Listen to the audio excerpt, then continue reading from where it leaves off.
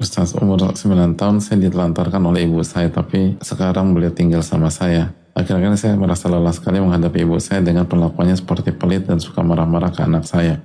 Saya ingin pindah dari rumah yang saya tempati sekarang, tapi di satu sisi saya takut dia akan memaksa saya untuk tinggal sama dia lagi.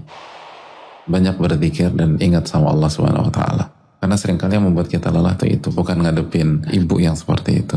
Yang berikutnya, buat keputusan karena ilmu dan keadilan. Dan jangan buat keputusan karena baper dan hawa nafsu.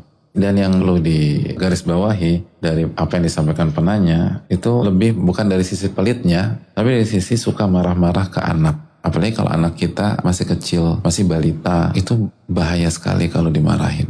Sebagaimana arahnya juga bukan dimanjakan, tapi memarahi anak kecil sangat bahaya untuk masa depannya, sangat bahaya. Itu hal penting. Dan Nabi SAW tidak demikian. Nabi SAW itu sangat perhatian ke anak dan sangat menumpahkan kasih sayang kepada anak. Itu penting banget.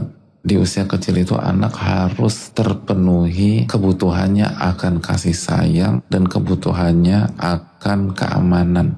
Jadi safety itu sangat penting. Dan dimarah-marahin itu antitesa itu. Itu lawan dari kasih sayang dan membuat tidak aman.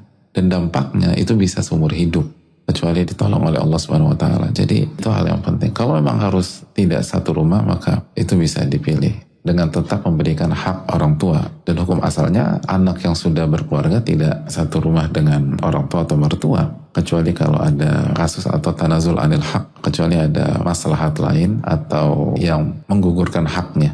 Karena di antara hak istri adalah disediakan rumah atau tempat tinggal untuk dia secara independen. Makanya Nabi SAW mengatakan wal mar'atu ra'iyatun mas'ulatun an baiti zawjiha wa auladi.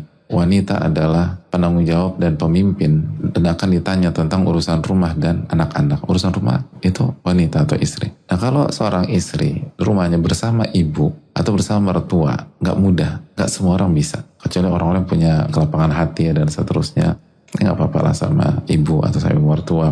Mertua sama ibunya juga kooperatif, ngerti batasan, no issue. Dan kalau berhasil di 1-2 kasus bukan berarti berhasil secara umum. Jadi kembali ke hukum asal aja. Karena 2 nahkoda dalam 1 bahtera itu bukan hanya sekedar hal-hal kecil. Di antaranya apa? Menyikapi anak. Seringkali madhab ibu sama madhab nenek itu beda. Seringkali, nggak semuanya. Saya ingatkan, kalau anak dimarahin neneknya, berarti kita harus lakukan tindakan preventif ke depan. Lalu yang kedua, kita harus isi kekosongan itu. Jadi harus lebih sayang lagi sama anak. Dan lebih menenangkan lagi dan memberikan rasa aman. Jadi ada banyak hal. Dan ingat berzikir kepada Allah SWT sebanyak-banyaknya. Oleh karena itu yang perlu kita camkan bersama-sama.